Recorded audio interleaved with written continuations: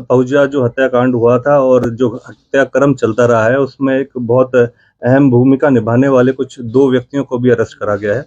जिनमें से बलराज, जिसके ऊपर काफ़ी समय से पुलिस वॉच कर रही थी और उसका पीछा कर रही थी। बलराज व रवि बंगा वह शख्स हैं जो दिव्या पहुजा की डेथ होने के बाद जो उसकी डेड बॉडी थी उसको डिस्पोज ऑफ करने में अभिजीत के मुख्य सहायक थे। उनमें से जो बलराज है उसको कोलकाता से अरेस्ट करा गया है और उसको ट्रांजिट रिमांड पे वहाँ पर वेस्ट बंगाल से लेके और गुड़गांव वापस लाया जा रहा है। और आज हम होपफुल है आज वो रात तक गुड़गांव पहुंच जाएंगे। इस घटनाक्रम में एक और अहम जो आप सभी पूछना चाह रहे थे कि डेड बॉडी का क्या किस तरीके से डिस्पोज ऑफ हुआ, और घटनाक्रम में अब तक डेड बॉडी काफी समय से नहीं रिकवर हुई थी, तो उस संबंध में भी गुड़गांव पुलिस को एक काफी अच्छी सफलता प्राप्त हुई है और आज मॉर्निंग आवर्स में डेड बॉडी जो दिव्या पहुजा की थी उसको रिकवर कर लिया गया है। और मैं इसमें काफी चीजें और भी ऐड करना चाहता हूँ कि इसमें जो घटनाक्रम है, अगर मैं सिलसिलेवार अगर उसकी आपको सीक्वेंस देता हूँ तो उसमें यह था कि जिस तरीके से 2 तारीख की शाम के टाइम दिव्या पहुजा को के साथ कुछ विवादों के चलते हुए जो अभिजीत के साथ अभिजीत ने उसकी हत्या कर दी थी और जो वेपन वगैरह उसमें इस्तेमाल करे गए थे और कुछ इस तरीके के मटेरियल एविडेंसेस भी थे जो दिव्या पहुजा की हत्या क्रम के दौरान जो मुख्य एविडेंस के तौर पर हम देख रहे थे,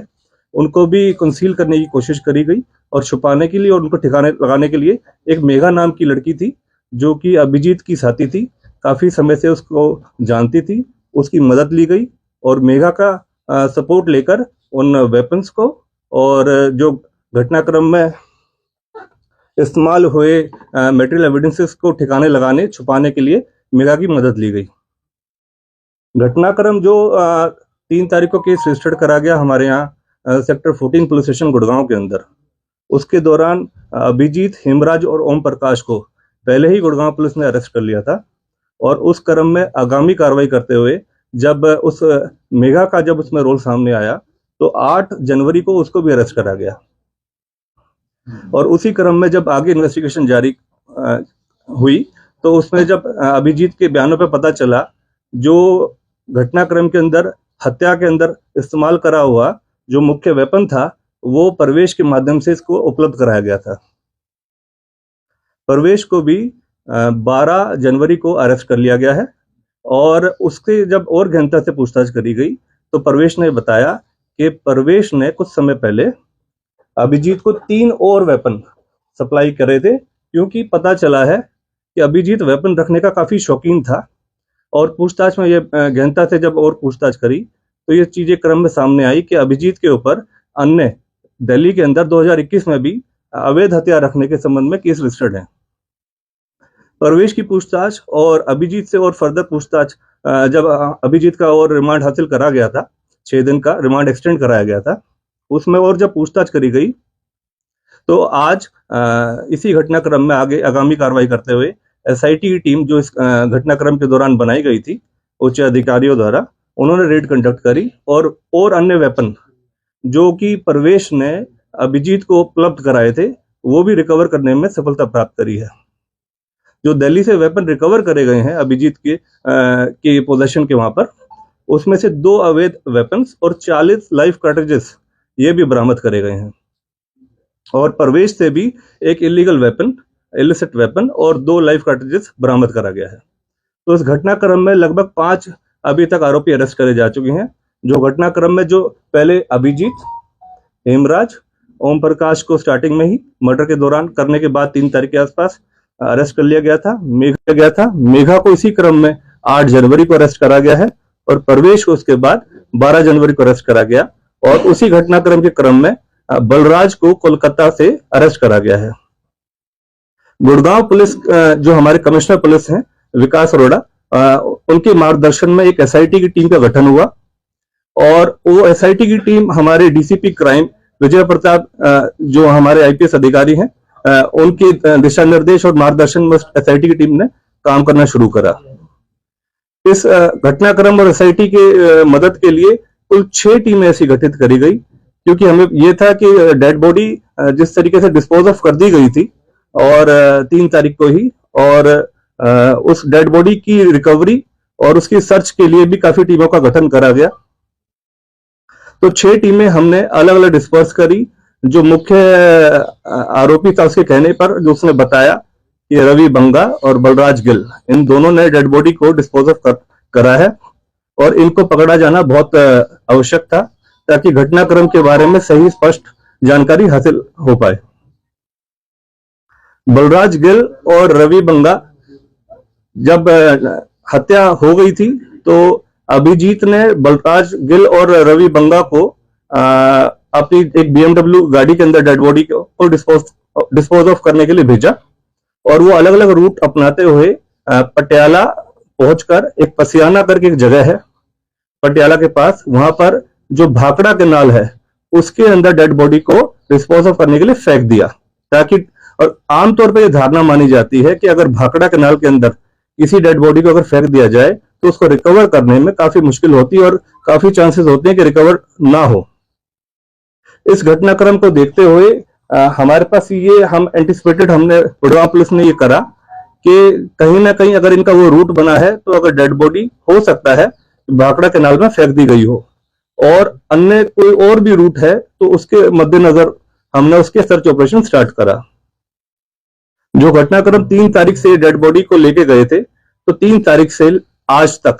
लगातार बड़ा इंटेंसिव वे में और एक्सटेंसिव सर्च ऑपरेशन स्टार्ट करा गया और भाखड़ा कैनाल के हमने पंजाब पुलिस की मदद ली। पंजाब पुलिस ने हमारी बड़ी सहायता करी इस चीज में अपने ऑफिसर्स के माध्यम से और वहां पर जो लोकल डाइवर्स थे उनकी मदद ली गई। प्रॉपर जब भाखड़ा कैनाल को सर्च किया गया तो उसमें काफी ऐसे रूट्स डाइवर्ट होते आए कैनाल के जहां पर सर्च करना बड़ा आवश्यक था, लेकिन उस दौरान तक गुड़गांव पुलिस के पास अभी इस बात की पुष्टि नहीं थी कि किसी की जो डेड बॉडी है क्या वो भाखड़ा कैनाल में ही डिस्पोज ऑफ करी गई है या किसी और माध्यम से कहीं और डिस्पोज ऑफ करी गई। तो मल्टीपल जगहों पे हमारी सर्च ऑपरेशन स्टार्ट रहे। हमारी काफी सारी टीमें मैन पावर इसमें लगी रही और हमारी लगभग 6 टीमें, खासकर जो ये एब्सकॉन्डेड एक्यूज थे रवि बंगा और बलराज गिल, इनको पकड़ने में लगी रही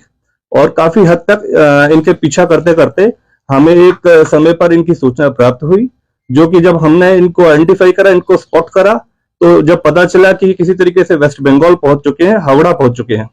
उस दौरान हमने संबंधित वेस्ट बंगाल टीम, जो पुलिस टीम्स हैं, जो संबंधित वहां की जिले के एसपीज हैं, उनसे संपर्क किया। जीआरपी की हमने मदद ली और हमने एयरपोर्ट अथॉरिटीज की मदद ली। हमने उनको आइडेंटिफिकेशन प्रोवाइड कराया, हमने उनको सटीक इंफॉर्मेशन प्रोवाइड करी और जिसके मद्देनजर चलते हुए जो बलराज गिल है उसको एयरपोर्ट से डिटेन कर लिया गया। एयरपोर्ट की डिटेंशन के बाद फर्दर कार्रवाई करते हुए हमारी गुड़गांव टीम वहां मौके पर पहुंची। बलराज गिल को वहां पर मौके से अरेस्ट करा गया और वहीं पर वेस्ट बंगाल पे कोर्ट में पेश करा गया और ट्रांजिट रिमांड हासिल करा गया।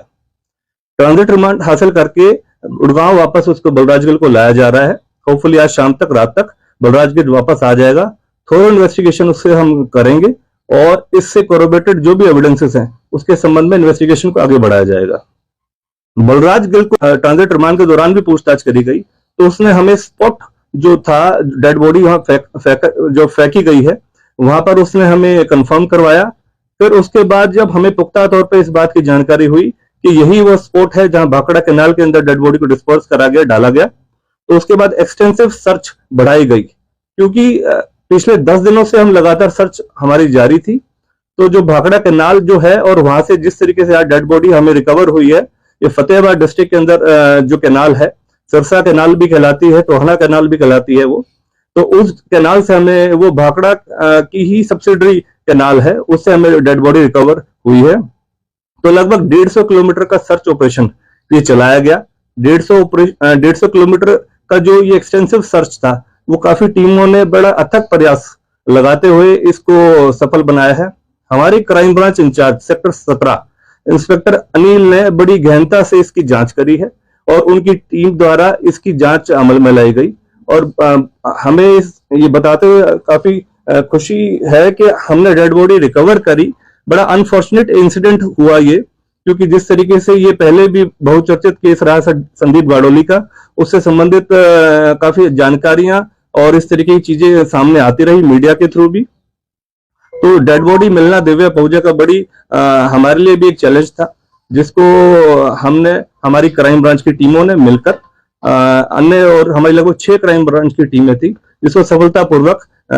जो एब्सकॉन्डेड मुलजिम थे हमारे, उनको पकड़ने में सफलता प्राप्त करी है और डेड बॉडी को रिकवर करने में भी हमें सफलता मिली है। तो डेड बॉडी डिस्पोज ऑफ करा, उन्होंने BMW गाड़ी का इस्तेमाल करा था और वो BMW गाड़ी जो थी वो जो अभिजीत है उसी के फ्रेंड की एक गाड़ी थी, जो अभिजीत ने काफी समय से उससे अपने पास चलाने के लिए रखी हुई थी।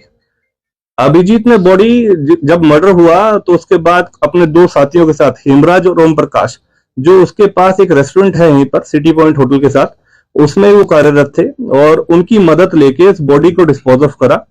बॉडी को BMW गाड़ी में डाला गया और उसके बाद इन दोनों को फोन कॉल करके बुलाया गया और अभिजीत ने जब बलराज गिल को, रवि को बुलाया, क्योंकि ये साउथ एक्स में इनके घर के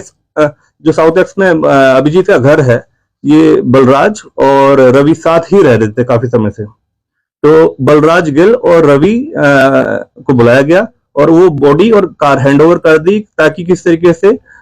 सबूत मिटाए जा सके। उसके दौरान 2 तारीख की रात को ही बलराज गिल और रवि बॉडी के साथ इस गाड़ी को ले जाते हैं और अपने अपने डिफरेंट रूट ले जाते हुए पटियाला के पास पहुंच जाते हैं। फिर ये देखते हैं कि किसी तरीके से, क्योंकि काफी देर से ये बॉडी को कैरी कर रहे थे कार के अंदर, कहीं पकड़े ना जाएं, तो उन्होंने सोचा कि किसी तरीके से बॉडी को डिस्पोज ऑफ कर दिया जाए। तो सुबह सुबह अर्ली मॉर्निंग आवर्स, मतलब सूर्योदय होने से पहले पहले इन्होंने ये साजिश करी कि किस तरीके से भाखड़ा में इस बॉडी को डिस्पोज ऑफ कर दें। तो उस दौरान पसियाना एक जगह पड़ती है पटियाला में, उसके पास जो पुल आता है, उसके पास से जो कैनाल है भाखड़ा की, मेन कैनाल आती है, उसके अंदर इस बॉडी को डिस्पोज ऑफ कर दिया गया और फेंक दिया गया। तो ये घटनाक्रम, उसके बाद फिर उस गाड़ी को इन्होंने बस स्टैंड के पास, BMW को बस स्टैंड के पास छोड़ के, और वहां से ये पब्लिक ट्रांसपोर्ट की मदद से ये पहले भिवानी गए, उसके बाद इन्होंने फिर जयपुर गए, उसके बाद ये उदयपुर गए और उदयपुर से फिर ये कानपुर गए। इसमें लगभग इन्होंने बस का इस्तेमाल किया। फिर कानपुर से इन्होंने ट्रेन के मार्फत, ट्रेन के रास्ते ये हावड़ा पहुंचे, क्योंकि जिस तरीके से क्रमबद्ध तरीके से रवि बंगा और बलराज गिल का 10 जनवरी 2024 में ही गुड़गांव पुलिस द्वारा LOC जारी करा दिया गया था, लुकआउट सर्कुलर, ताकि हमें ये शक था कि कभी देश छोड़ के इंडिया से बाहर ना चले जाएं, तो उनका LOC जारी कराया गया। वह दोनों पर 50-50 हजार रुपए का इनाम भी हरियाणा पुलिस के माध्यम से घोषित करा गया, ताकि कोई भी अगर इसके बारे में सूचना दे तो जल्द से जल्द इनको पकड़ने में सफलता प्राप्त हो। फैमिली उसकी आइडेंटिफिकेशन कर रही है, क्योंकि इसका पोस्टमार्टम होना है और बोर्ड द्वारा इसका पोस्टमार्टम कराया जाएगा और पोस्टमार्टम में सही वजहें सामने आएंगी कि किन वजहों के कारण जो दिव्या पहुजा का है वो और किस वजह से किस तरीके से उसकी हत्या हुई है। तो कॉज ऑफ डेथ जो पोस्टमार्टम में आएगा उसको हम कोरोबरेट करेंगे। जो अभी तक की बातें सामने आई है कि किसी वेपन का इस्तेमाल करके, गन शॉट के कारण दिव्या पहुजा की हत्या हुई है, तो कोरोबरेट करेंगे उन सभी एविडेंसेस के माध्यम से। जब पोस्टमार्टम की रिपोर्ट हमारे सामने आ जाएंगी, होपफुली आज या कल के अंदर पोस्टमार्टम भी हो जाएगा, बोर्ड द्वारा उसका पोस्टमार्टम कराया जाना अनिवार्य है और उसी माध्यम से हम इसकी बात की भी और फर्दर पुष्टि करेंगे। लेकिन जो अभी तक घटनाक्रम में चीजें सामने आई हैं, जो पूछताछ में इंटेरोगेशन रिपोर्ट्स के थ्रू जो आदमी अरेस्ट कर रहे हैं, हमने आरोपी अरेस्ट कर रहे हैं, उनकी पूछताछ में भी ये चीजें क्लियर कट आई है कि भी गन शॉट इंजरी के कारण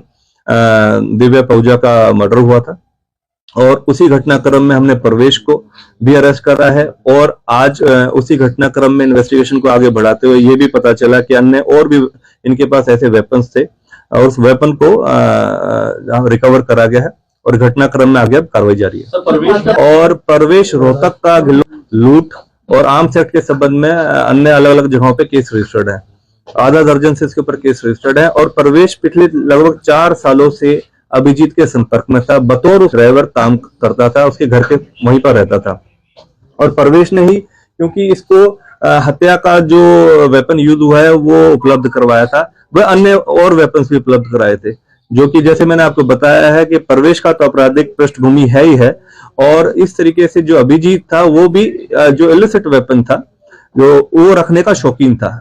जिस माध्यम से पहले मैंने जैसे आपको सूचित किया, दिल्ली के अंदर भी ऑलरेडी इसका एक केस रजिस्टर्ड है, जब इससे काफी मात्रा में अवैध वेपन्स अभिजीत से बरामद हुए थे। दिल्ली के अंदर उसका केस रजिस्टर्ड हुआ था 2021 में। उसी घटनाक्रम में जब प्रवेश को हमने अरेस्ट करा, प्रवेश ने हमें सूचित किया कि इसको इस तरीके से अभिजीत को 3 और वेपन सप्लाई करे गए थे। तो उसके संबंध में आज 2 वेपन्स उससे बरामद करे गए। जो एक वेपन है, जो बताया जा रहा है कि उसी से दिव्या पहुजा का मर्डर हुआ है, उसको कंसील किया गया और छुपाया गया और उसको डिस्पोज ऑफ करा गया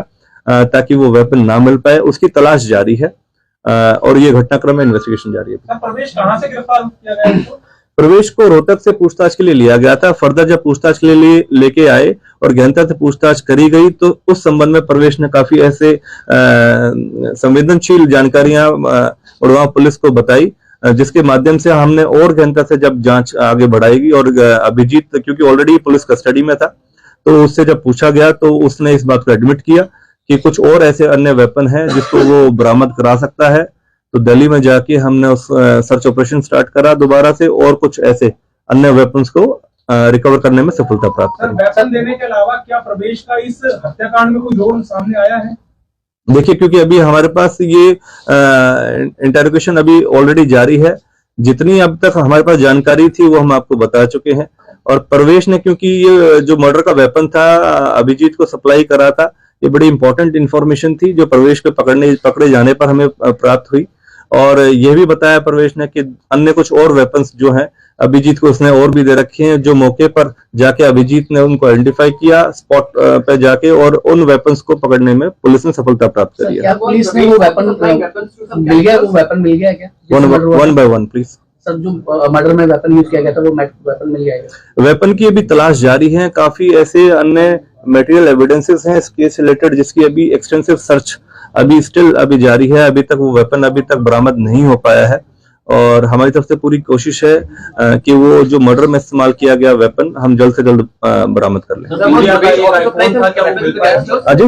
एक आईफोन था, क्या वो मिल पाया? मैंने बताया जितने भी मटेरियल एविडेंसेस हैं जो इस केस से रिलेटेड हैं उनकी भी सर्च जारी है।